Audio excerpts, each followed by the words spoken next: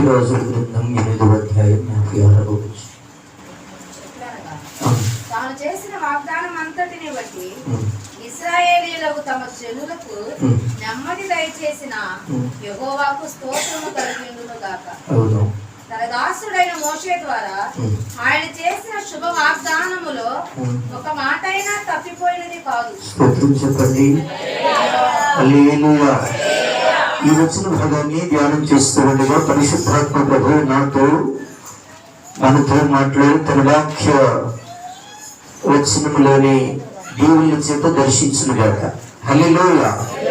ఎట్లనగా తాను చేసిన వాగ్దానం అంతటిని బట్టి ఇశ్రాయేలీయులకు తన జనులకు నెమ్మది దయచేసిన. ఈ మాటలు ఎవరు చెప్తున్నారు? సొలొమోను మహారాజు. ఎవరమ్మా? సొలొమోను మహారాజు. సొలొమోను ఏమని చెబుతారు అని చెప్పారంటే, ఈ అధ్యాయంలో ఒక ప్రార్థన చేస్తూ ఉన్నారు. ఏం చేస్తూ ఉన్నారు? ప్రార్థన చేస్తూ ఉన్నారు. దేవుడైన యెహోవాకు సొలొమోను ప్రార్థన చేస్తున్నాడు. ఏమని ప్రార్థన చేస్తూ ఉన్నాడు? ఎప్పుడు ప్రార్థన చేస్తూ ఉన్నాడు? ఒక దేవాలయము దేవుని కొరకు కట్టించాలి అని దావీదు మహారాజు చేత బోధించబడిన వాడై, తెలియచేయబడిన వాడై సొలొమోను దేవుని మందిరాన్ని కట్టడానికి ఇష్టపడినాడు. స్తోత్రం. సొలొమోను ఏం కట్టాడండి? మందిరాన్ని కట్టాడు. ఆ మందిరం ఎటువంటి మందిరము? ఏంటి సొలొమోను కట్టిన మందిరం అని అంటే, అది మన ఊహకు మన ఆలోచనలకు అందరంత గొప్ప మందిరం. ఏమిటమ్మా? మన ఊహకు ఆ మందిరం మామూలు మందిరం కాదనమాట. కొన్ని వేల కోట్లు, కొన్ని లక్షల కోట్లు పెట్టి కట్టే మందిరంగా, కోట్లు పెట్టి కట్టే మందిరముగా ఆ మందిరానికి విశిష్టత ఉంది. ఆ మందిరంలో ఏ మూలకెళ్ళి కూర్చుని చూసినా కూడా ఏ మనిషి జ్ఞానం కూడా సరిపోదట దాని గురించి వివరించడానికి. స్తోత్ర. ఒక మూలని ఏదో ఒక మూలను కూర్చుని మూలన్న రాయిని చూసిన, లేకపోతే ఆ మందిర సంబంధమైనటువంటి ఏ కట్టడం చూసినా అది మానవ జ్ఞానానికి అందరంత ఉన్నతమైనది. ఎందుకు ఇలా చెప్పుకుంటున్నాం అనంటే, మందిరము అనంటే అది సులభంగా తీసివేసేది కాదు. మందిరం అంటే సులభంగా కట్టేసేటంట అని మనం అంటూ ఉంటే ఆ మాట అంటున్నా అనుసరణగానే నా హృదయంలో ఏముంది, నీ హృదయంలో ఏముంది అనేది తెలుస్తూ ఉంటుంది. తెలుస్తుందా? అయితే ఏమి ఉండాలి అనే దాన్ని బట్టి నేను మాట్లాడుతున్నాను. అసలు మనకు ఏమి తెలుసు? మందిరం అంటే మనకు ఏమి తెలుసు? సొలొమోను కట్టినటువంటి మందిరాన్ని గురించి ఈ వచ్చిన భాగంలో ఆయన చేస్తున్న ప్రార్థనకు మూలం తాను కష్టించి నిర్మించినటువంటి దేవాలయాన్ని గురించి ఈ మహాభక్తులు మాట్లాడుతూ వస్తారు. ఆయన కష్టపడి కట్టాడు మందిరాన్ని. ఎలా కట్టాడు? కష్టపడి కట్టాడు. అయితే ఆ యొక్క మందిర వైభవం ఎటువంటిది అని చెప్పాడంటే, ఈరోజు మనము ఆలోచించినప్పుడు నీవు యేసు ప్రభు యొక్క మందిరంలో, దేవుని యొక్క సంఘములో జీవము కలిగిన రాయి వలె ఉండాలి అని యేసు ప్రభు రక్షించి ఉన్నా. ఏమై ఉండాలి?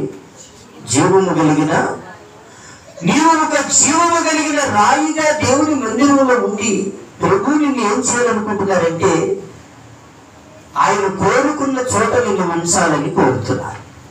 ఎక్కడ ఉంచాలనుకుంటున్నారు?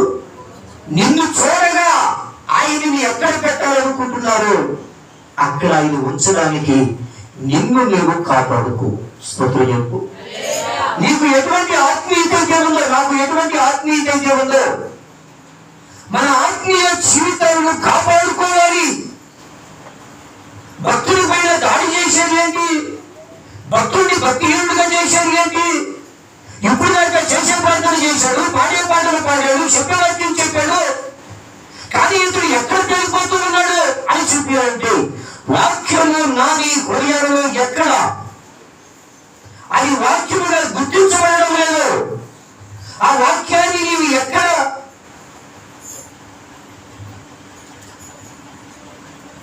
నిలపలేకపోతున్నావు. చాలాసార్లు అనేకమైన సందర్భాలలో యేసుకు చెందిన బిడ్డలంగా సరైన సాక్ష్యము ఇవ్వనటువంటి వ్యక్తిత్వాలను కలిగి ఉంటారు. యేసు ప్రభువును గురించి సాక్ష్యం ఇచ్చేటప్పుడు సాక్ష్యం ఇవ్వడం అంటే మందిరంలో నిలబడి సాక్ష్యం చెప్పడం కదప్ప. నేను యేసుకు చెందిన దానిని అనే ఒక భావం నీ వద్ద నుంచి మాట ద్వారా కానీ, క్రియ ద్వారా కానీ, ప్రవర్తన ద్వారా కానీ ఈ సమాజానికి తెలియచేసేటప్పుడు మనము ఆ విషయంలో నడుంగట్టుకునే వారంగా ఉండాలి. ఆ విషయంలో నిలబడిన వారంగా ఉండాలి. యేసునామ మహిమ కోసం నువ్వు ఎంతో చేయాలి. నీ కోసం, నీ కుటుంబం కోసం కొంచెమే చేయాలి. అదే విశ్వాసం యొక్క నిజ లక్షణం అండి. స్తోత్రం చెప్పండి. యేసు కోసం నువ్వు ఎంతో చేయాలి, నీ కోసం కొంచెమే చేసుకోవాలి. అలా చేస్తేనే నీకు అసలు బైబిల్ అంటే ఏంటో తెలిసినట్టు లెక్క. చేత్తో బైబిల్ పెట్టుకుని మాత్రం ఊపుకుంటూ చెప్తావు కానీ లోకంలో ఎక్కువ, యేసులో తక్కువ బ్రతుకుతూ ఉంటే నీకు బైబిల్ గురించి ఏం తెలియదు. స్తోత్రం. హల్లెలూయా. యేసు కోసం నీ విశేషమైన, నీ జీవితంలో విశేషమైనటువంటి స్థానాన్ని వచ్చి యేసు కోసం బ్రతకాలి. మనం దేని ద్వారా ఆయన నామం మన ద్వారా దూషించబడుతూ ఉండవు. ఏ క్రియల ద్వారా మన ద్వారా యేసు నామం దూషించబడకూడదు. స్తోత్రం.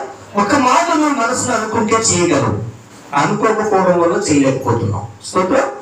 అనుకుంటే చేయగలవు, అనుకుంటే చేయగలవు.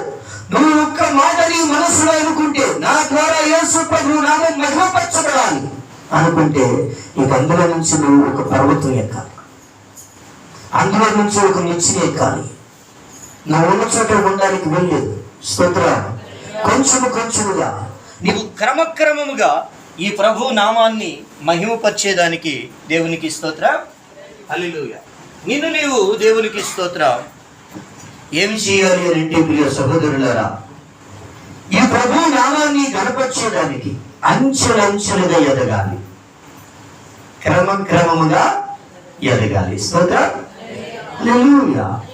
కాబట్టి ఆశ అనేది నీవు కలిగి ఉంటే నీవు ఒక దేవాలయం వలె కట్టబడతావు, ఒక విశ్వాసం ఒక మందిరం వలె కట్టబడాలి. నీవు యేసు ప్రభువు నీవు ఈరోజు ఏం కోరుతున్నాడంటే జీవము కలిగిన రాయిగా మార్చి, మొదట నువ్వు జీవం కలిగిన రాయి అవ్వాలి. మందిరంలో ఉన్నతమైనటువంటి దేవుడు కోరిన స్థానంలో నిన్ను ఉంచటానికి ప్రభువు నిన్ను జీవము కలిగిన రాయిగా మార్చాలని మందిరంలో ఆయన ఉంచారు. స్తోత్రం. హల్లెలూయా. పేతురు పత్రిక వాక్యం ఉంది, సజీవమైన రాయి. ఏంటమ్మా? నేను రాయిని, నువ్వు రాయి. స్తోత్రం. ఈ రాయి సజీవమైన రాయి. ఏం రాయమ్మా? జీవం రావాలి దీనికి. కాబట్టి ఈ జీవాన్ని దయచేయటానికి యేసు ప్రభువు అన్నారు, సొలొమోను కంటే గొప్పవాడు ఇక్కడ ఉన్నాడు. ఎవరు? స్తోత్రం. సొలొమోను కంటే నేను గొప్పవాడిని అని యేసు ప్రభువు చెప్తున్నారు. ఇశ్రాయేలీయులు అంటున్నారు, ఇదిగో ఈ మందిరం యొక్క వైభవం నీకు తెలుసా? సొలొమోను కంటే గొప్పవాడు. యేసు ప్రభువు సొలొమోను కంటే గొప్పవాడట. అంటే సొలొమోను అనే వ్యక్తి ఆనాటి కాలంలో ప్రపంచంలోని ప్రఖ్యాతిగాంచిన రాజు ఆయన. వాస్తవంగా భక్తి పరుల లెక్కలో చెప్పాలి అంటే దావీదు భక్తుని గురించి చెప్పాలి. జ్ఞానంలో చెప్పాలి అంటే ప్రపంచ ప్రఖ్యాతిగాంచిన వ్యక్తి సొలొమోను. స్తోత్రం. ఈ మాటలు ఎందుకు చెప్తున్నామంటే ఆయన సాక్షాత్తు దేవుని సన్నిధిలో ప్రార్థన చేశాడు. ఏమని ప్రార్థన చేశాడు అంటే, ప్రభువా నీ ప్రజలను పరిపాలించడానికి నాకు జ్ఞానము కావాలి. ఏం కావాలట? రాజయ్య గారు సేవలకు వచ్చిన ప్రారంభంలో ఒక ప్రార్థన చేశారట. ఏమని అంటే, నీ సేవ చేయడానికి నాకు జ్ఞానం కావాలయ్యా. ఆయన ప్రార్థన చేస్తుంటే మోకాళ్ళలో నుంచి రక్తం కారి ఆ గుమ్మం అవతలకి వెళ్ళిపోయేదట. గుమ్మం అయితే ఆయన మోకరించి ప్రార్థిస్తే నా దగ్గరికి విశ్వాసులు వస్తారు, ప్రజలు వస్తారు, అనేక రకాలైన తెలివితేటలు కలిగిన వారు వస్తారు. కానీ నిన్ను నేను వాళ్లకు కళ్ళకు కట్టినట్టు చూపించాలంటే నీ జ్ఞానం నాకు ఖచ్చితంగా కావాలి. స్తోత్రం. నీ జ్ఞానం నాకు కావాలయ్యా. ఎందుకంటే నేను నా దగ్గరికి వచ్చిన వారికి నన్ను గురించి నేను చూపించుకోవడం కాదు, నిన్ను గురించి నేను ఎక్కువ చూపాలి. స్తోత్రం. నిన్ను గురించి నేను చూపాలి అంటే నీ జ్ఞానం నువ్వు నాకు ఇవ్వాలి అని ప్రార్థన చేసినప్పుడు దేవుడు ఆయనతో ఒక మాట వాగ్దానం చేశారు. ఏ స్థలానికి నీ వెళ్తావో ఆ స్థలము దీవించబడతాది, ఏ సంఘానికి నీ వెళ్తావో ఆ సంఘం దీవించబడతాదని దేవుడు దైవజనుడికి ఒక వాగ్దానం చేస్తుంది. ఈ మాటల్ని నేను ఎందుకు చెబుతున్నానంటే ప్రియ సహోదరులారా ఆలకించండి. జ్ఞానము అనేది దేవుని యొద్ద నుంచి పొందదగినది. భూ సంబంధమైన జ్ఞానం, లోక జ్ఞానం చేత మానవునికి దీవెన వచ్చేదిగా ఉండదు. లోక జ్ఞానము ఏమి చేస్తుంది అంటే, లోక జ్ఞానము మనిషిని నేను గొప్పవాడిని అని అనిపించుకోవడానికి ఉపయోగపడదు. మనిషి ఏంటంటే నేను గొప్పగా ఉండాలని కోరుతాను, అందులోనే వాడి నాశనం దేవుడు రాసి పెడతాడు. స్తోత్రం. యేసు గొప్పవాడు అంటే ఆయన వెనకాల వేసుకుంటాడు. స్తోత్రం. యేసు గొప్పవాడు అంటే ఆయన వెనకేసుకుంటాడు. నేను గొప్పవాడిని అంటే నువ్వే గొప్పవాడు అని యేసు ప్రభు అంటాడు. స్తోత్రం. హల్లెలూయా. కాబట్టి వాక్యం ఏమని చెబుతుంది అని అంటే సొలొమోను ఒక్క మాటే చెబుతూ ఉన్నాడు, నేను ఫల సంబంధమైన జ్ఞానాన్ని వెతుకుతూ ఉన్నాను. దేవుడిని చూస్తే ఒక మాట, లోకాన్ని చూస్తే ఒక మాట మాట్లాడటం మానవుని సహజం. మానవుడికి సహజం అన్నమాట. అది కోటి మనస్సు. స్తోత్రం. పిల్లివాడ ఒక మనస్సుది. దేవుడిని చూస్తే ఒకటంటాడు, లోకాన్ని చూస్తే ఒకటంటాడు. అయితే వాక్యం ఏమని చెబుతుంది అని చెప్పారంటే దేవుడికి స్తోత్రం, పరలోక సంబంధమైన జ్ఞానం ఉంటే తప్ప ఒక మనిషి నిజమైనటువంటి క్రైస్తవునిగా జీవిస్తాడు. వాక్యం చెప్పింది, మీలో ఎవరికైనా జ్ఞానము కొలువుగా ఉన్నయుడుగా. స్తోత్రం. జ్ఞానము కావాలి అంటే యేసు ప్రభు దగ్గరికి రావాలి అని. ఆ యేసు ప్రభు ఇచ్చే జ్ఞానం పొందడానికి అనేక సార్లు మనకున్న తెలివి, మనకున్న జ్ఞానం అడ్డుపడిపోతా వస్తాయి. చాలాసార్లు నీ వైపుకి నీవు చూసుకోవడం వల్ల ఎంతో దేవుల్లో ఎదగవలసిన వ్యక్తిని ఇంకా ఎదగని వ్యక్తిగా ఉండడానికి కారణం అది. దేవుడిలో నువ్వు ఎంతో ఉన్నత స్థానంలోనికి రావాల్సిన వ్యక్తి నువ్వు అక్కడే ఉండిపోవడానికి కారణం ఏంటంటే గర్వంతుడు నీవు. నేను తెలివి కలిగిన వాడిని, నేను జ్ఞానం కలిగిన వాడిని నీ భక్తిని నువ్వు చూసుకొని, నీ తెలివితేటలు నువ్వు చూసుకొని దేవుని జ్ఞానాన్ని గుర్తించలేని వ్యక్తిని. స్తోత్రం. మనకి ఎంత తెలివి ఉంటుందో మనకి ఎదుటి ఉన్నవాడికి కూడా అంతకు మించిన తెలివి ఉంటుందండి. ఉండదా అమ్మా? స్తోత్రం. నీకెంత తెలివి ఉంటుందో నీకన్నా ఎదురుగా ఉన్నవాడికి నీకు మించిన తెలివి ఉంటుంది. దేవునికి స్తోత్రం.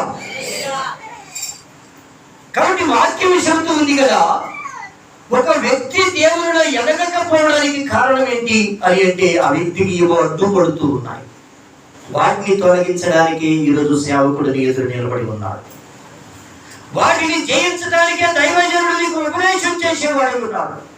మా పాస్టర్ గారు వాక్యం చెప్పాలి అని అంటే ఆ పాస్టర్ గారు ఏమంటున్నాడంటే, స్పీడ్ బ్రేకర్లను చూడరా, నీ ఎదుట ఉన్న స్పీడ్ బ్రేకర్లను చూడు. నిజ భక్తి చేయటానికి నీ వినికిడి శక్తి సరి అయినది కావడానికి దేవునికి నీవు సమర్పించుకో. స్తోత్రం. మనకు లేని మెత్తని పిండి అవ్వాలంటే రోడ్లోనికి రావాలి. నేను రాను అంటే నీవు అబద్ధికుడవు. దేవునికి స్తోత్రం. హల్లెలూయా. నువ్వు బయట ఉంటే లోకం నిన్ను కొట్టేస్తాది, అక్కడ నలిగిపోతావు. రోడ్లో ఉంటే యేసయ్య నిన్ను దంచుతాడు. నేను రోడ్లోకి రాను అంటే లోకం నిన్ను కొడతాది. లోకంలో ఒక రోకలు పోటీ పెడతాడు దేవుడు. అక్కడ కొడితే ఆ నొప్పులు వేరు, కొబ్బరి నుండి పనే. స్తోత్రం. ఫస్ట్ గారు రోడ్లో లేకపోయావో నేను లోకంలో పచ్చడి పండు పెట్టి బాధేస్తాను. రోడ్లోకి వస్తే అచ్చము దంచి తీసిన ఒలీవ తైలము వలె సంఘంలో నీవు నలుగుబట్టబడాలి అని కోరుకుంటే, సంఘంలో నేను నలుగుబట్టబడాలి అని కోరుకుంటే మనల్ని నలగబొట్టేది ఏంటి చెప్పండి? వాక్యము. స్తోత్రం. వాక్యము ఎటువంటిది అని అంటే అది బండలను బద్దలు చేయు శుద్ధి. ఆ వాక్యం నాకు వద్దు అని నువ్వు అన్నావంటే నీకు బయట రోకల పోటు ఖచ్చితం. స్తోత్రం. ఆ వాక్యం నాకు కావాలి అని అన్నావు, యేసు ప్రభు దగ్గర నీ జీవితం బాగుపడిపోతాదిరా. ఆయన నీకు జీవం ఇస్తాను. కాస్త ఆగమ్మా, జ్వరం తగ్గడానికి ఒక ఇంజక్షన్ చేస్తారు. నాకు ఇంజక్షన్ వద్దండి, నొప్పి అన్నావు అనుకో, స్తోత్రం, జ్వరం తగ్గిందా? స్తోత్రం. అయ్యో నాకు ప్రభా నేను రోగాలు, నాకు వాక్యం అనే శుద్ధి లేకపోతే వద్దయ్యా, వాక్యం అనే శుద్ధి లేకపోతే నాకు వద్దయ్యా అని అన్నావు అనుకో, నువ్వే ఒక శోధకుడిగా ఉండిపోతావు, నేనే ఒక శోధకుడిగా ఉండిపోతా. కానీ దేవుడు నలుగుగొట్టడానికి, మెత్తని పిండి వరే చేయడానికి ఆయన కోరుకుంటే, మనం చాలా మంది అనుకుంటాం కదా, పలానా పాస్టర్ వాక్యం చెప్తే అబ్బో ఖచ్చితంగా ఉండిద్దండి. ఎలా ఉండిద్దండి? ఖచ్చితంగా ఉండే చోట బంగారాలు అవుతారు. బంగారాన్ని వెండిని తీసుకొచ్చి పక్కన పెడితే రెండు ఒకటేనా? అది కేజీ, ఇది కేజీని, రెండు సమానమేనా? స్తోత్రం చెప్పగలరా?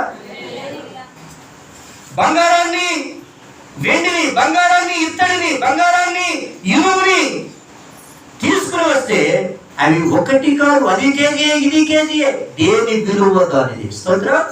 ఖచ్చితమైన ఉపదేశం యొద్దకు నీవు వచ్చినప్పుడు దేవునికి స్తోత్రం, ఆ ఉపదేశం నేను మెత్తని పిండి వలె చేస్తుంది. ఏం చేస్తుంది? మెత్తని పిండి. ఆ మెత్తని పిండిని నీవు కావడానికి, నేను కావడానికి వాక్యం చెబుతుంది. పిండి అవ్వాలి అంటున్నాం, కానీ శుద్ధి దెబ్బ మాత్రం వద్దంటున్నావు. ఏమంటున్నావు? శుద్ధి దెబ్బ పడేపడికి పక్కడిపోతున్నావు. శుద్ధి దెబ్బ పడేపడికి నువ్వు ఎక్కడికి వెళ్తున్నావు? చెప్పు, స్తోత్రం చెప్పు, చెప్పు, గిడిగా చెప్పు. శుద్ధి దెబ్బకు తప్పుకుంటున్నావు, మెత్తని పిండి కావాలంటున్నావు.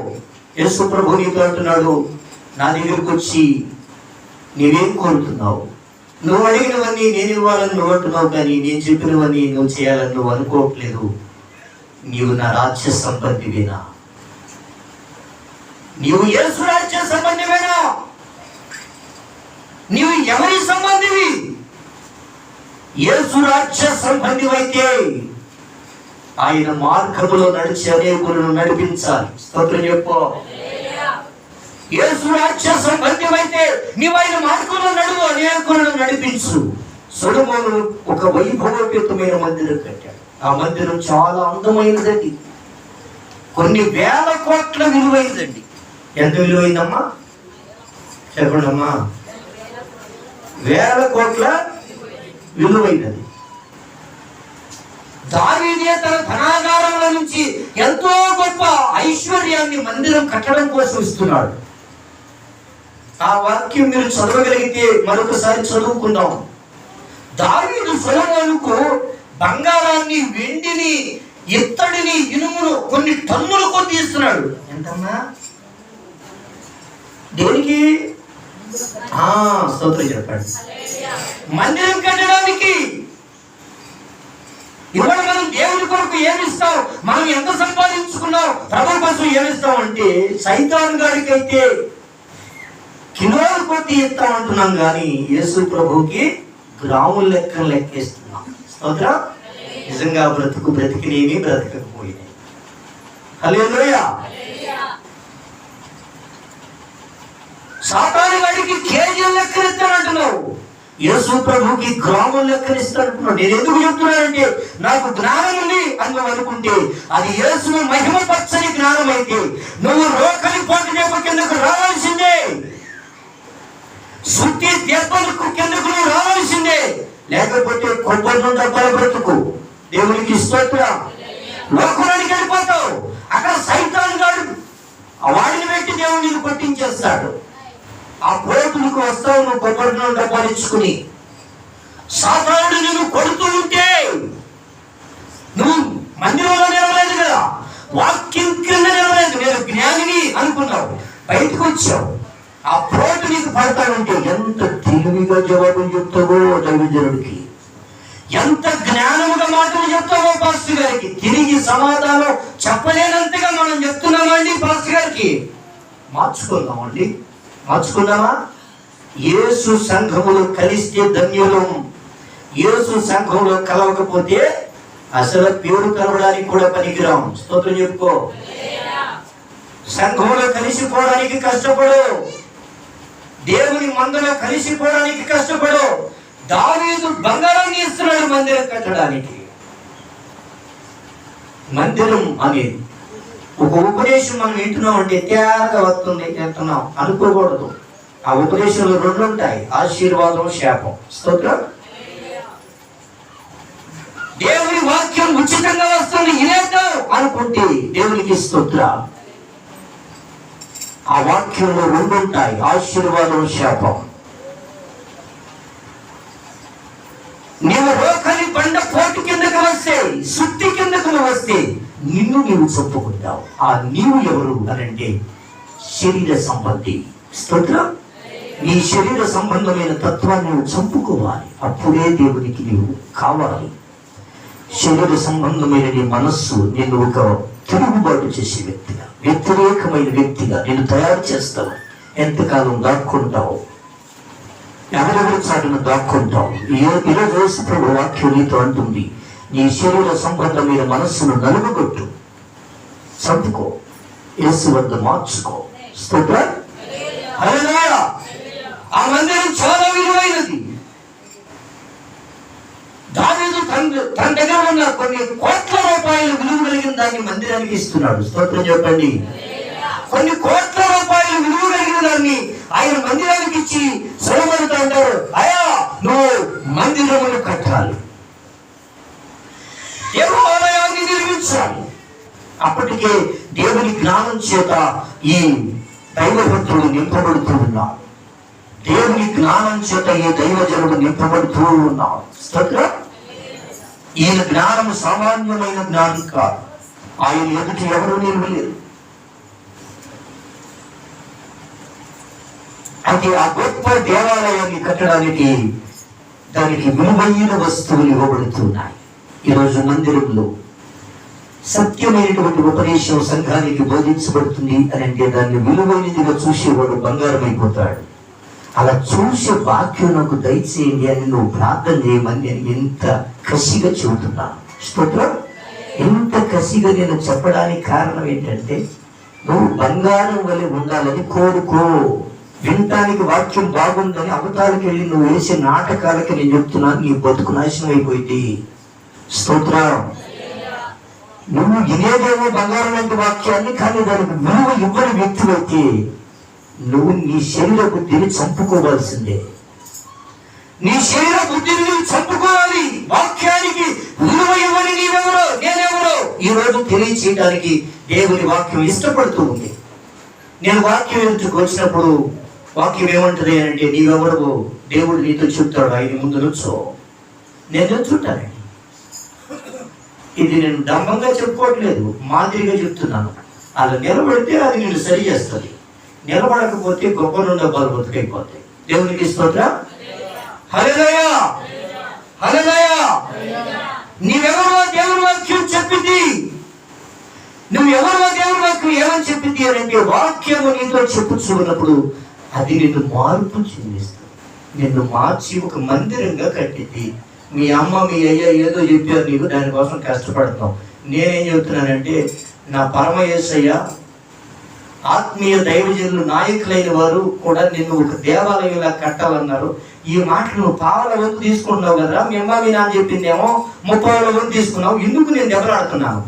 ఎండినావా? చెవులు పనిచేస్తున్నాయా? బాగానే ఎండినాయిగా. స్తోత్రం. స్తోత్రం చెప్పు. నేను నీతో ఎందుకు దెబ్బలాడుతున్నానంటే, పావుల వంతు ఏమో దైవజనులు మాట తీసుకున్నావు, 30 వంతు మీ అమ్మ నాన్న చెప్పిన వాళ్ళు మాట తీసుకున్నావు, అందుకు నేను దెబ్బలాడుతున్నా. హల్లెలూయా.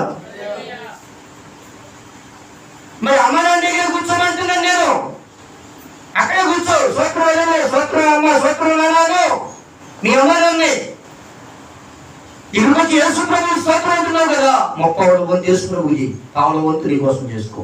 స్తోత్రం చెప్తారా? 30 వంతు యేసు ప్రభు కోసం. దేవుడిని మందిరంలో ఒక వస్తువుగా తయారు చేయాలని ఇష్టపడుతుంది. దేవుని జ్ఞానం ఎంతగా నీలో నిండుకుంటుందో అంతగా నువ్వు ఒక మందిరం వల్లే కట్టబడతావు. మందిరంలో ఒక వస్తువు అనమాట. నేనైనంతే. మందిరంలో ఎవరమ్మా? ఒక వస్తువు. నువ్వు వాక్యం వినే కొద్దీ అది నేను తయారు చేస్తాను. వాక్యం నేను ఏం చేస్తుందమ్మా? తయారు చేస్తాను. స్తోత్రం. హల్లెలూయా. వినాలి. నువ్వు వాక్యం వింటే వాక్యం తయారు చేస్తావు. క్షయమైన వాటి కోసం కష్టపడకు, అక్షయమైన వాటి కోసం, నాశనం అయిపోయే వాటి కోసం కష్టపడబాక, శాశ్వత కాలం ఉండే వాటి కోసం కష్టపడాలని వాక్యం చెప్పింది. ఏమంటే వాక్యం ఏం కాదు, 2000 సంవత్సరాలు అయింది అమ్మాట చెప్పి. స్తోత్రం చెప్పండి. 2000 సంవత్సరాలు అయింది అమ్మాట చెప్పి శాశ్వతమైన వాటి కోసం కష్టపడు. ఇప్పుడు నువ్వు ధ్యాస ఎక్కడ పెట్టాలి? తెల్లదైతే రూపాయి డబ్బుల కోసం ప్రతి ఒక్కరు కష్టపడతాం. నేను అంటున్నాను, శాశ్వతమైనది ఏంటి? పొద్దున్నే లేచి అదే ఆలోచన చేయి. ఏం ఆలోచన చేస్తావు? పొద్దున్నే లేచి. స్తోత్రం. శాశ్వతమైనది ఏంటి? ఆ శాశ్వతమైనది ఏంటో నీకు తెలిస్తే నువ్వు నిజంగా సజీవమైన విశ్వాసిగా మార్చబడతావు. వేటికి విలువ ఇవ్వాలి, వేటికి ప్రాధాన్యత ఇవ్వాలి, ఆత్మీయమైన విషయాలకు ఎలా అంకితమైపోవాలి, భక్తికి సంబంధించిన విషయాలను ఎలా ధ్యానించాలి. ఆ దైవ ధ్యానంలో నువ్వు నిండిపోయినప్పుడు నువ్వు పక్కన వ్యక్తికి తగిలితే వాళ్ళు కూడా బంగారం అయిపోతారు. స్తోత్రం. ఈ బంగారం విలువ ఏంటంటే ఎవరికి తగిలితే వాళ్ళు బంగారం అయిపోతారు. స్తోత్రం చెబుతారా? పునరుత్థానుడ నా యేసయ్యా, పునరుత్థానుడ నా యేసయ్యా, మరణము గెలచి బ్రతికించి నన్ను స్తుతించుచు ఆరాధించెదను.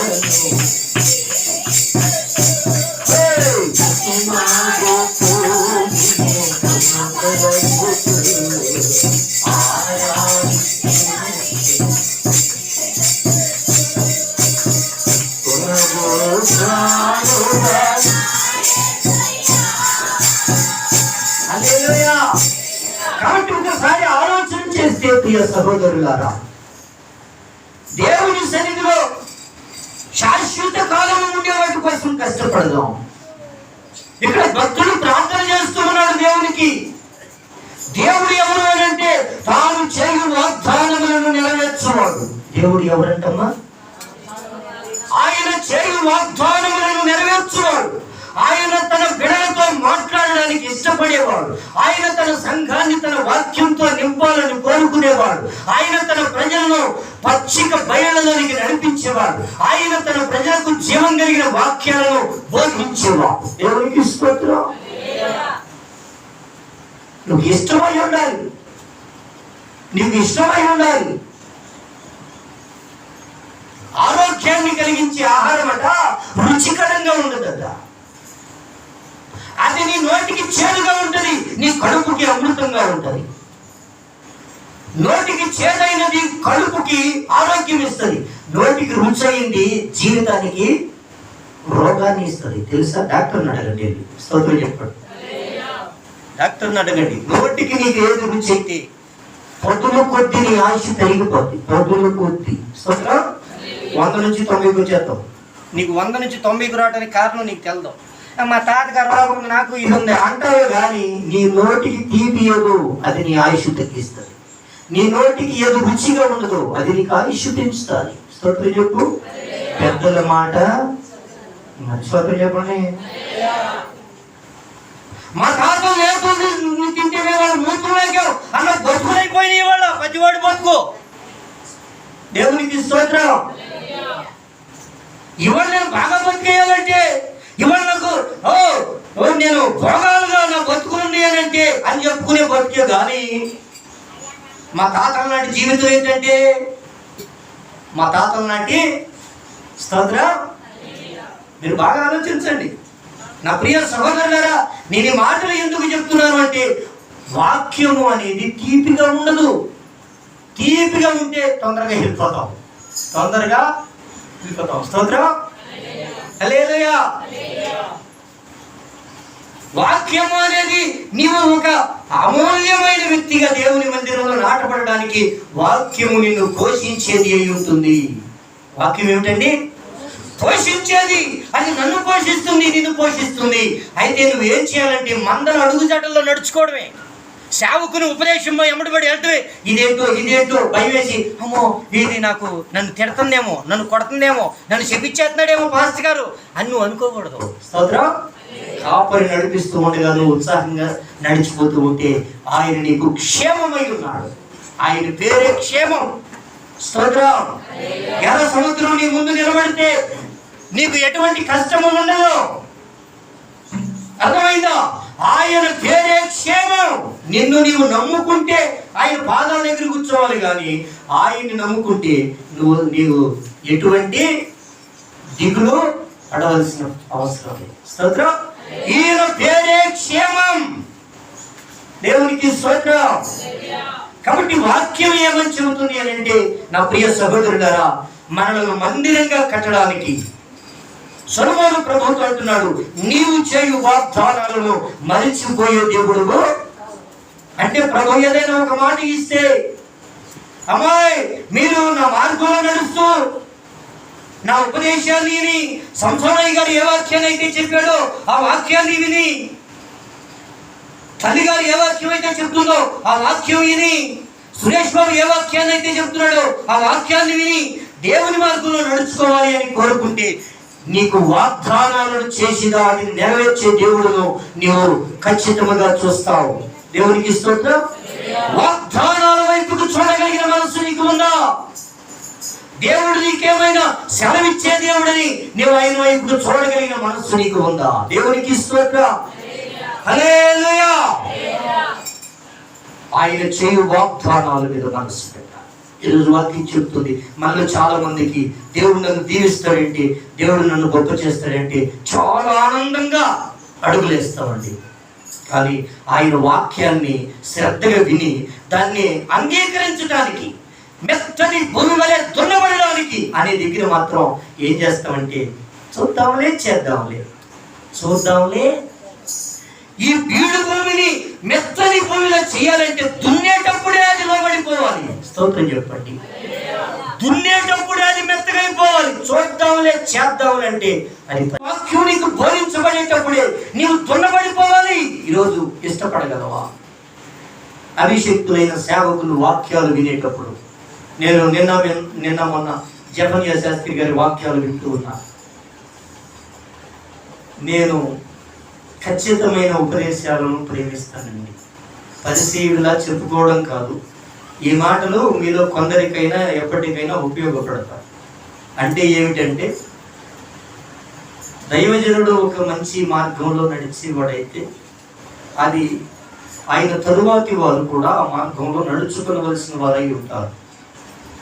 కనుక నేను ఖచ్చితమైన ఉపదేశాలు ప్రేమిస్తాను.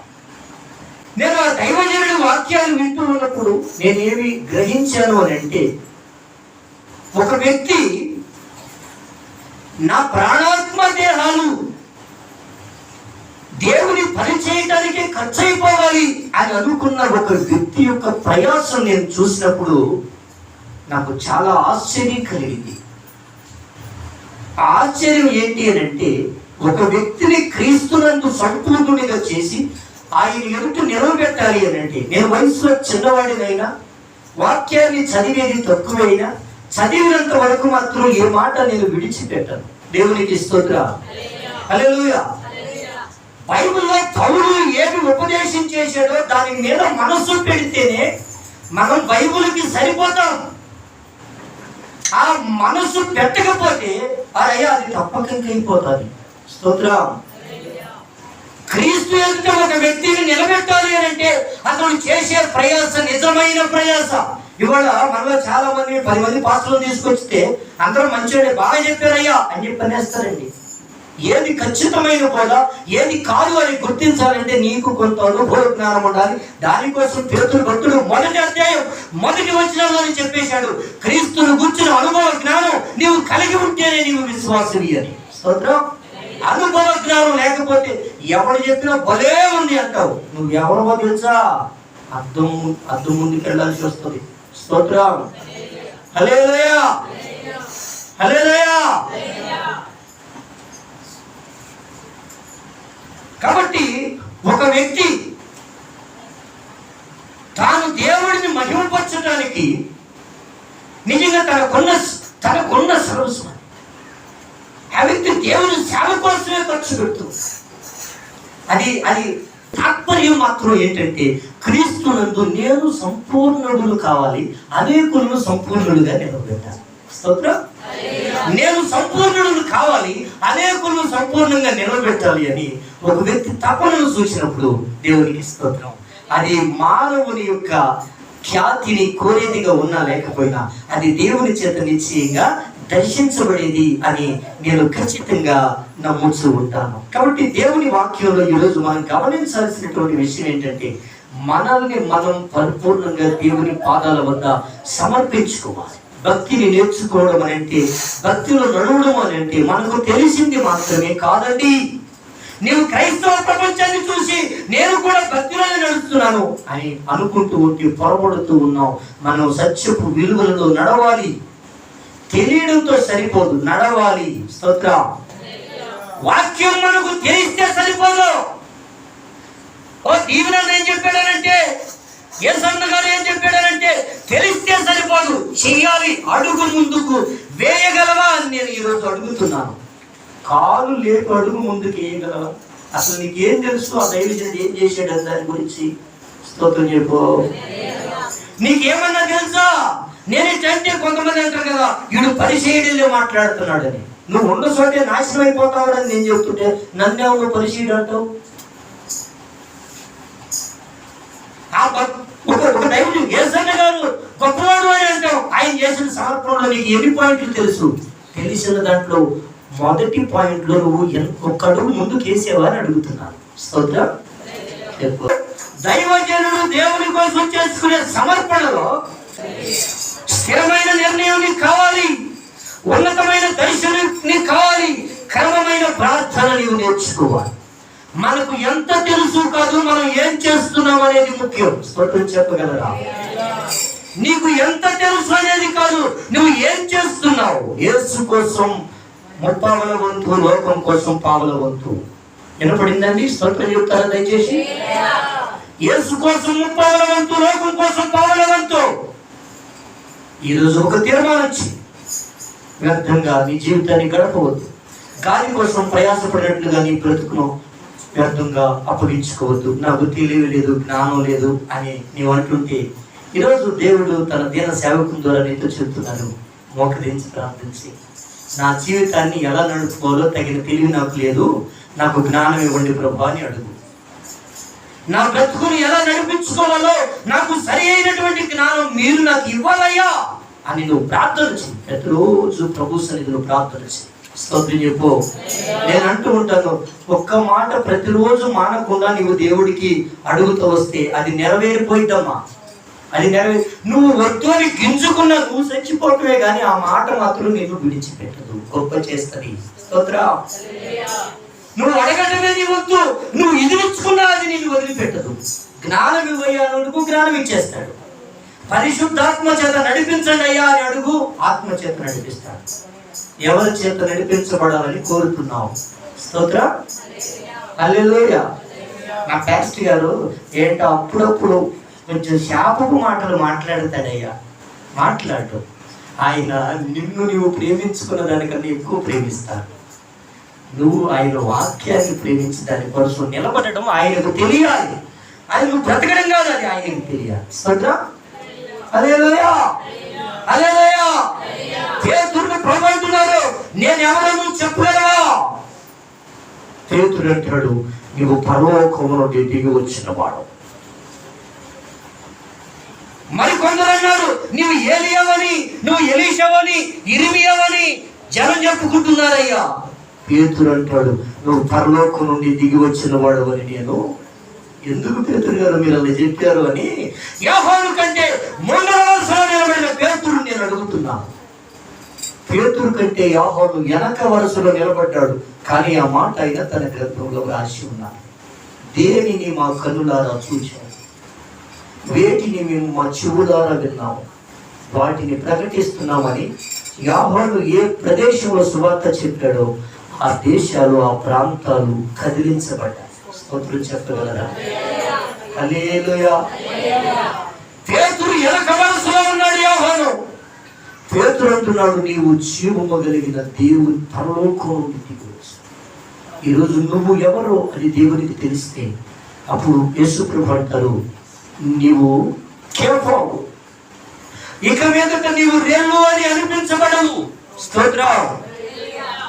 నా ప్రియమైన సహోదరులారా, మందిరంలో ఒక విలువైన వ్యక్తిగా నీవు కట్టుబడాలి అని కోరుకుంటే నీవు ఒక్క పని చేయి, వాక్యాన్ని ప్రేమించు, స్తుతిని ప్రేమించు, కీర్తనను ప్రేమించు. ఏ పాట నీకు వచ్చు ఆ పాట పదే పదే పాడు. ఓ పాస్టర్ గారు చెప్తారు, ఆయనే జఫన్య గారు, ఆయన ఏమని చెప్తారంటే, ఒకడు ఒక వాక్యం బాగా చెప్పాడు అనుకో, ఆడ ఆ వాక్యాన్ని ఇంకా బాగా చెప్పాలని కోరుకుంటాడు ఆయన. అందుకు నాకు ఇష్టం. స్తోత్రం. నువ్వు ఒక పాట బాగా పాడుతున్నావు అనుకో, దాన్ని ఇంకా గొప్పగా పాడు, ఇంకా గొప్పగా పాడు, ఇంకా గొప్పగా పాడు. అదే దేవునిలో ఎదుగుట. స్తోత్రం. నీలో నుండి దేవుడు కోరుకుంటున్నదే దేవునిలో నువ్వు ఎదగడానికి, క్రీస్తులో నువ్వు ఎదగడానికి దాని మీద మాత్రమే మనస్సు పెట్టు. అప్పుడు నీ అవసరాలన్నీ దేవుడు తీరుస్తాడు, నీ కుటుంబ సమస్యలన్నీ ఆయన తీరుస్తాడు. నువ్వు ఊహించిన దానికంటే కూడా ఉన్నత స్థానంలో కూర్చోబెడతాడు అని నేను ఫస్ట్ నుంచి చెప్తూ ఉంటాను. ఎందుకంటే దేవుని పని నువ్వు చేస్తే నీ పని ఆయన చేస్తాడు. నీ పని నువ్వు చేసుకుంటే నువ్వు ఇక ఏం లేదు, నువ్వు ఆశించిన ఫలితాలు పొందలేవు. స్తోత్రం. హల్లెలూయా. దేవుని పని నువ్వు చేస్తే, దేవుని పని అంటే ఏంటి? ఆయన రాజ్యాన్ని, ఆయన నీతిని వెతకడం. ఆయన రాజ్యాన్ని ఎదిగితే మా ఆయన పరిస్థితి, ఆయన రాజ్యాన్ని ఎదిగితే మా అమ్మాయి పరిస్థితి, ఆయన రాజ్యాన్ని ఎదిగితే మా అబ్బాయి పరిస్థితి అని నువ్వు అన్నావు అనుకో, నువ్వు ఏ కళ అయితే పెట్టుకున్నావో అక్కడే నా దేవుడు ఏం చేస్తాడు తెలుసా? సొరచెట్టు షార్ట్కి వెళ్ళాడంట యోనా. యేసుప్రభు అట ఒక పురుగుని చెప్పాడంట, నువ్వు కూడా ఎలానే యోనా ఒక్కడే వెళ్ళాడా? స్తోత్రం. యోనాకు తీరుతూ యేసుప్రభు పురుగును కూడా అక్కడికి పంపించి యోనా గారికి ఎండంటే ఏంటో చెప్పాలని ప్రభు కోరుతున్నారు. స్తోత్రం. ఆయన నీకు దేవుని మార్గం తెలియకపోతే యేసు ప్రభు ఏయో చేస్తా ఉంటాడు. ఆయన రాజ్యాన్ని వెతుకు, ఆయన నీతిని వెతుకు. నీకు స్తుతించడం వచ్చా? దాన్ని ఇంకా పెంచుకో. ఆత్మీయంగా ప్రతి ఒక్కరికి ఒక్కొక్క టాలెంట్ ఉంటుంది, ఒక్కొక్కరికి ఒక్కొక్క టాలెంట్. నువ్వు మంచిగా వాక్యం వింటావు, నువ్వు విన్న వాక్యాన్ని ప్రార్థన చేస్తావు, విన్న వాక్యాన్ని మరలా మరలా ధ్యానం చేస్తావు. విన్న వాక్యం అప్పుడప్పుడు నీ బ్రతుకులో ఎక్కడైనా సరే గుర్తు చేసుకుని, అమ్మమ్మ తప్పు, వాక్యం ఏం చెప్పింది, నేను ఇలా వెళ్ళకూడదు, నేను ఇలా కలిసిపోకూడదు లోకంతో, నేను ఈ తప్పు చేయకూడదని సరి చేసుకుంటూ ఉంటావు. నీలో ఏ సుగుణం అయితే ఉందో ఆ సుగుణాన్ని నువ్వు పొదును పెట్టాలి. కత్తికి పొదును పెట్టినట్లుగా నీ సుగుణానికి కనుక నువ్వు పదును పెడితే, నేనేమంటున్నానంటే మందిరంలో పనికొచ్చే వ్యక్తిగా ఉంటావు. నువ్వు మందిరంలో తలకైనట్టు అయితే నీ కుటుంబం అంతటికి నీవు ఒక గెహాజీవి. నీవు మందిరంలో పనికొచ్చే వ్యక్తి అయితే నీ కుటుంబం అంతటికి నీవు ఒక అబ్రహామువి, ఇస్సాకువి, యాకోబువి. స్తోత్రం చెప్పగలవా? హల్లెలూయా. కనుక నీలో ఏ టాలెంట్ అయితే ఉందో ఆ టాలెంట్ దగ్గర ఉండు. పాస్టర్ గారు ఎప్పుడైనా తిట్టాడు అనుకో, ఏదో నా దగ్గర ఉన్న పొరపాటును బట్టి ఆయన అన్నాడులే అనుకో, చాలు. స్తోత్రం. గెహాజీ నీ ఎంక చూడనే చూడో, అంతేగాని బాబు అన్నాడు అన్నావు, నేనంటే అన్నాను ఆడు చెప్తాడు తల్లే, నువ్వు ఆయన చూసేపాటికి ఆడు నేను మింగేస్తాకు వచ్చేస్తాడు. స్తోత్రం. హల్లెలూయా. చెప్పు స్తోత్రం చెప్పు. కాబట్టి నీ దగ్గర ఏ టాలెంట్ అయితే ఉందో దాన్ని పెంచుకో. ఇంకొకటి, నీకు దేవుడు ఏ కృపావరం అయితే ఇచ్చాడో ఆ కృపావరంలో ఇంకా వర్ధిల్లడానికి నీవు ధ్యాస పెట్టు. ఏం చేయాలండి? ఇంకా వర్ధిల్లడానికి. నేను భక్తిలో ఉన్నాను అంటే నిన్ను పడగొట్టడానికి ఎప్పుడూ కూడా సాతానుడు సిద్ధంగా ఉంటాడు. నీ శరీరమే నీ శత్రువు, ఈ లోకమే నీకు శత్రువు, సాతానుడే నీకు శత్రువు. నీ శరీరం నిన్ను క్రీస్తు నుండి దూరం చేసేస్తుంది, ఈ లోకము నిన్ను ఆకర్షించి క్రీస్తు నుండి దూరం చేస్తుంది. సాతానుడు ఎవరెవరిని ఎక్కడెక్కడ లేపి నిన్ను పడగొట్టేసేయాలో అక్కడ వారిని రెడీగా పెడతాడు. నువ్వు గుడ్డెద్దులు వెళ్తా ఉంటావు. స్తోత్రం. కనుక నువ్వు మెడుకు కలిగిన వ్యక్తిగా, ఆత్మలో తీవ్రత కలిగిన వ్యక్తిగా యేసు కోసం బ్రతకాలి అని కోరుకుంటే ఈరోజు నా దేవుడు నిన్ను దేవాలయంలో ఒక విలువైన వ్యక్తిగా చేయాలని ఆశిస్తూ ఉన్నారు. స్తోత్రం చెప్పగలవా? యేసు అని తెలిస్తే ప్రతి వ్యక్తి రూపాంతరతకు అప్పగించుకోవాలి. ఇది నా సిద్ధాంతం. యేసు అని తెలిస్తే రూపాంతరతకు నువ్వు అప్పగించుకోవాలి. అప్పగించుకోవాలి. స్తోత్రం చెప్పగలవా? రూపాంతరం అంటే రోజు రోజుకు మారిపోవడం, రోజు రోజుకి మారిపోవడం, మార్చబడడం, కొంచెం కొంచెం మార్చబడడం. నీకు ప్రార్థన చేయడం బాగా వస్తే దాన్ని ఇంకా పెంచు. నీకు కీర్తన చేయడం బాగా వస్తే దాన్ని ఇంకా మెరుగుపరచు. అందులో కొన్ని లోపాలు ఉంటాయి, సరే. నేను వాక్యం చెప్పడం బాగా వస్తే నాకు కొన్ని లోపాలు ఉంటాయి. 10 మంది వచ్చి బ్రహ్మాండంగా చెప్పి వనంగానే చీడొచ్చేస్తుంది, తెగులు పట్టేస్తుంది. నేను నా మనసు ఎక్కడ పెట్టాలి అంటే ఇంకా మంచిగా చెప్పాలి అన్న దాని మీద పెట్టాలి, కానీ ఆయన నన్ను పొగిడాడు అన్న దాని మీద పెట్టకూడదు. అక్కడ పడిపోతాం. స్తోత్రం. తేగు చెట్టు కాస్త మొలగ చెట్టు అయిపోద్ది.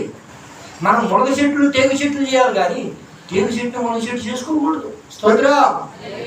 నా ప్రియ సహోదరులారా, నీ దగ్గర యేసు గుణం అయితే ఉందో దాన్ని నీవు ఇంకా గొప్పది చేయడానికి ఈరోజు నీ మనస్సు నిలుపు.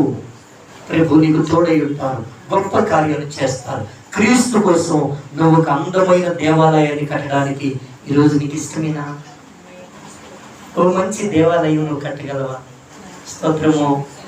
పేతురు గారు అంటున్నాడు, మీరు సజీవమైన రాళ్ళు అయి ఉన్నారు. పౌలు భక్తుడు అన్నాడు, నీవే ఆలయం, నేను నిన్ను కడుతున్నాను అంటున్నాడు. పౌలు ఏమంటున్నాడు? నువ్వు నా మాట ఇన్నంతకాలం కట్టబడతానే ఉంటావు. రాయి మీద రాయి పెంచబడతాను, రాతి మీద రాయి పెంచబడతాను. అది పోక వేస్తాది, కాక కాస్తాది. దేవునికి స్తోత్రం. అది రెమ్మలు కొమ్మలు అయిపోతాది, శాఖలుగా అది ఫలిస్తాది. నీవు ఫలించే వ్యక్తిగా ఉండాలి అని కోరుకుంటే ప్రభు నీకు యేసు గుణం ఇచ్చాడు, దాని మీద మనసు పెట్టు. కానీ బంగారం మీద తుమ్మకరను పొదిగించకు. వింటున్నావమ్మా? కొద్దిమందికి చాలా నిర్లక్ష్యం అండి. వాళ్ళ శరీరాన్ని ఏమో ఒక గొలియాతులో చేసేస్తారో, ఏమండి, వాళ్ళ శరీరాన్ని ఏమో ఒక గొలియాతులు చేసేస్తారు, వాళ్ళ ఆత్మను మాత్రం ఒక మెహీ భవిష్యత్తు చేస్తారండి. ఈ మెహీ భవిష్యత్తు ఏం చేస్తారు? ఏమన్నా కలడు చక్కగా ఒక చోట కూర్చుని ఉంటాడు. దావీదు గారు ఎతికే వరకు కూడా ఆయన చక్కగా దాని యొక్క గుడారంలో దాక్కుని ఉంటాడు అనమాట. శరీరాన్ని గొలియాతులు చేస్తారు. బంగారం మీద తుమ్మకరను ఎత్తికేస్తా ఉంటామండి. యేసు ప్రభు వాక్యం గొప్పదని తెలుసు, భక్తి చేయడం గొప్పదని తెలుసు, కానీ చేసే ఎన్ని సన్నాసి పనులండి. అందుకని అంటున్నారు, బంగారం మీద తుమ్మకరను పొగక్కెతల్లే. స్తోత్రం. నీకు ఎంత బాగా కవసాలు పని చేయటం వచ్చినా, అరే అది బంగారం రా, దాని మీద నువ్వు వేస్తుంది తుమ్మకరం రా, తప్పు రోయ్. స్తోత్రం. ఆ మెపి భవిష్యత్తు సౌనింట్లో ఉన్నాడు రా బాబా. దేవునికి స్తోత్రం. సురేష్ బాబు ఎతికి చాలా బాగా చెప్తున్నాడు అని మీరు అనుకుంటారేమో, కానీ నేను చెప్పుచున్న వాక్యం యొక్క విలువ నీకు తెలిసిన నాడు దేవునికి స్తోత్రం, కట్టగలిగిన శక్తిని అప్పటికి నీవు సంపాదించుకోగలవా అని అడుగుతున్నా. దేవునికి స్తోత్రం. ఒక వ్యక్తిని క్రీస్తులో నిలబెట్టడానికి నీ మాట సరిపోయిందా అని నేను నిన్ను అడుగుతూ ఉన్నాను. ఇవాళ చెప్పేవాడిని నువ్వు కొడుతున్నావు. ఆయన్ని నిలబెట్టేపాటికి నీ మీద బయటపోతాడు, నువ్వు చచ్చిపోతావు. దేవునికి స్తోత్రం. కాబట్టి వాక్యం ఏమో చెబుతుంది అంటే నీకు యేసు గుణం అయితే ఉందో దాన్ని నువ్వు దానిలో ఎదగడానికి ఇష్టపడే వ్యక్తిగా ఈరోజు ఆశపడదాం. స్తోత్రం చెప్పండి తల్లి.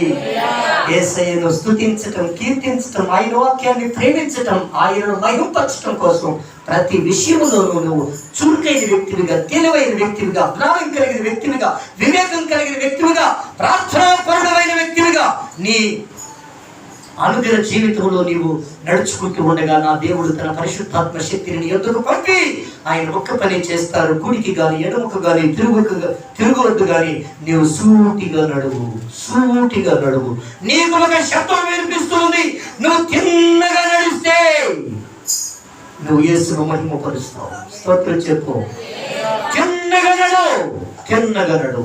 ఆ తిన్నని మార్గంలో నడిపించగలిగింది వాక్యమే కనుక ప్రభు ఏ టాలెంట్ నీకు ఇచ్చారో ఆ టాలెంట్లో నువ్వు ఇంకా ఎదగడానికి ఇష్టపడు. ఇంకా ఏం చేయాలమ్మా?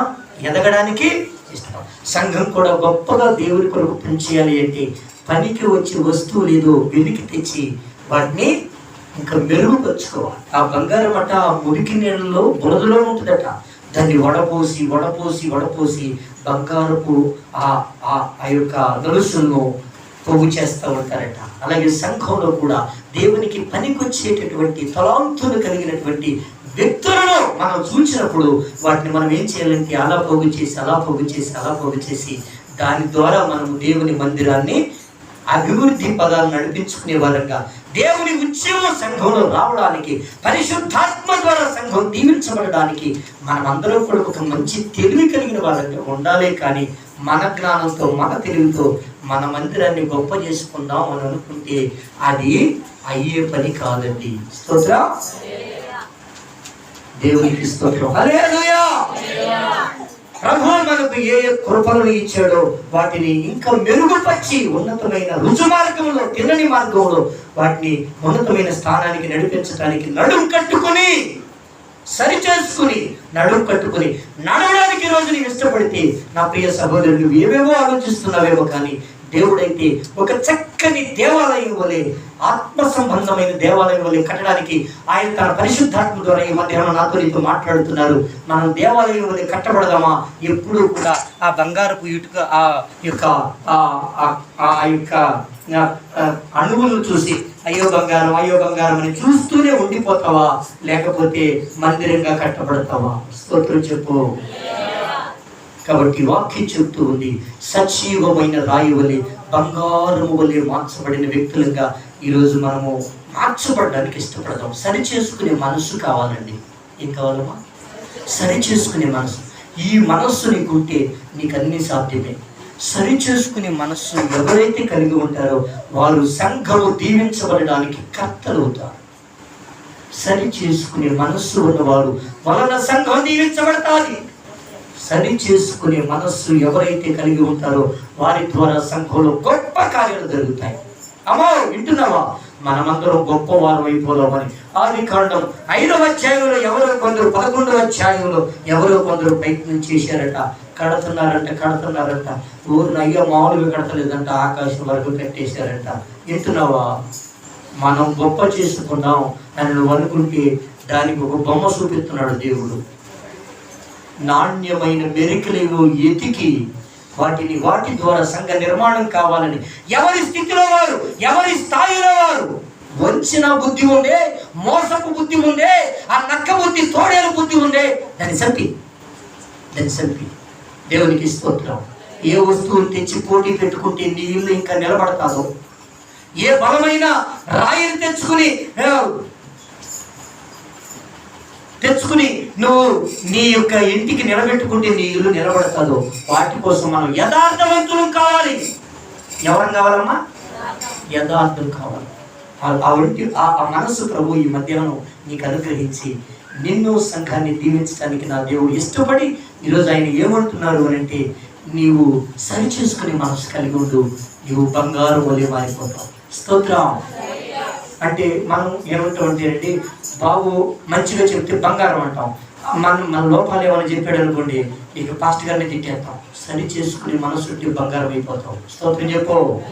అతి గొప్ప మనసు ప్రభు నీకు ఇచ్చి ఆత్మీయంగా నిన్ను ఎదిగించడానికి నా దేవుడు ఈరోజు నీ కుడి పక్కన నిలిచి, నీ ఎదుట నిలిచి ఆయన నీతో ముచ్చటించును గాక, ఎన్నో తన మార్గంలో నడిపించును గాక. ఆమేన్.